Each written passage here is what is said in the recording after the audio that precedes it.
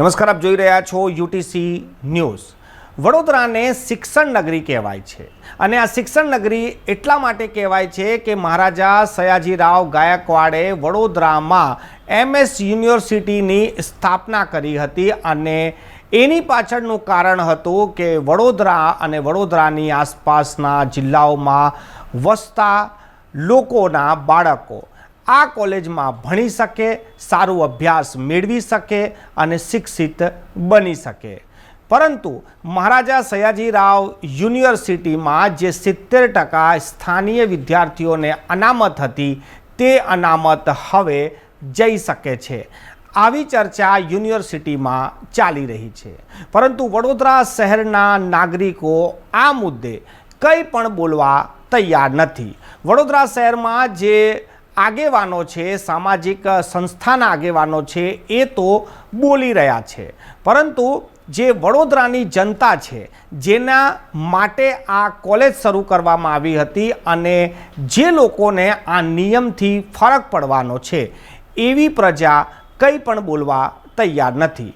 વડોદરા મહારાજા સયાજીરાવ યુનિવર્સિટીમાં અત્યાર સુધીમાં 70% જેટલું સ્થાનીય વિદ્યાર્થીઓને અનામત મળતી હતી, પરંતુ હાલ જે ચર્ચા ચાલી રહી છે કે આ અનામત જ હવે ખતમ થઈ જશે કે તો પછી 70%થી ઘટાડીને 50% કરી દેવામાં આવશે।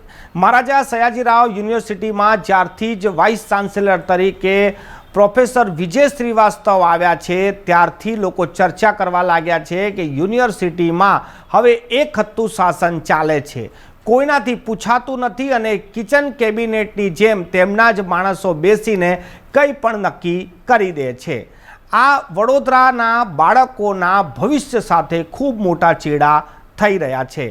પહેલાં તો બરોડાની આ જે કોલેજ તેને રાજ્યની જે કોમન યુનિવર્સિટી એક્ટ લાવવામાં આવ્યો અને ત્યારબાદ હવે વડોદરાના બાળકોના જે સ્થાનીય બાળકોને અનામત મળવી જોઈએ તેની પર પણ તરાપ મારવાની તૈયારી છે। પરંતુ સૌથી મોટી વાત એ છે કે આટલી મોટી વાત બહાર આવ્યા બાદ પણ કોઈ પણ બોલવા તૈયાર નથી। એક ગુજરાતીમાં કહેવત છે કે બોલ્યા વગર તો માં પણ પીરસતી નથી, પરંતુ વડોદરાની જનતાએ તો જાણે કે ના બોલવાના સોગંદ લઈ લીધા છે। કોઈ પણ વિષયમાં હવે તેઓ બોલતા નથી અને તેથી જ તેમના બાળકોનું ભવિષ્ય પણ હવે જોખમમાં મુકાવાની તૈયારી છે। અત્યાર સુધીમાં આ ખબરની કોઈ પણ પ્રકારે યુનિવર્સિટી તરફથી કોઈ જાહેરાત કરવામાં નથી આવી, પરંતુ અંદરના સૂત્રોનું માનીએ તો આ અનામત કે તો રદ થઈ શકે છે કે તો પછી 70%થી 50% પણ થઈ શકે છે। આને લઈને સેનેટ મેમ્બર નરેન્દ્ર રાવતે પણ પત્ર લખ્યો છે। સાથે સાથે જે કરણી સેના રાજપૂત સમાજના આગેવાન છે મહેન્દ્રસિંહ, તેમને પણ આ મામલે હવે પત્ર લખીને આવેદનપત્ર સુપૃત કર્યું છે। તેમને તો ચીમકી આપી છે કે જો આવું કોઈ પણ પગલું ભરવામાં આવશે તો આને લઈને મોટું આંદોલન પણ થશે।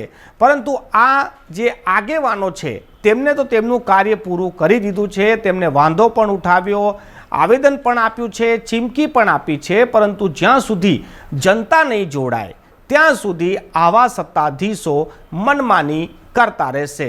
નુકસાન વડોદરાના વિદ્યાર્થીઓનો થશે। જોવાનું એ રહેશે કે કોમન યુનિવર્સિટી એક્ટ જ્યારે આવ્યું ત્યારે કોઈએ વિરોધ સુદ્ધા ના કર્યો। હવે આ જે અનામત જવાની જે ભય છે તેને લઈને વડોદરાના લોકો, વડોદરાના વિદ્યાર્થીઓ શું કરે છે તેનો ઇંતજાર રહેશે।